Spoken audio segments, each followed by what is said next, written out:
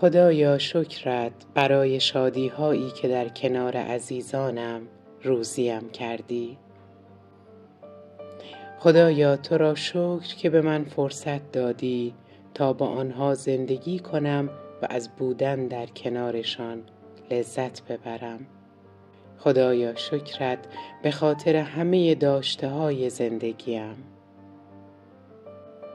خدایا شکرت بابت عشقی که دریافت می کنم و می بخشم.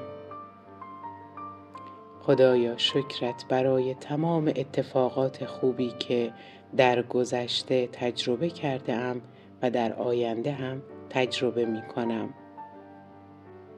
خدایا شکرت برای اینکه کنارم هستی، هرگز مرا ترک نکردی، هرگز قضاوتم نکردی و همیشه مرا دوست داشتی.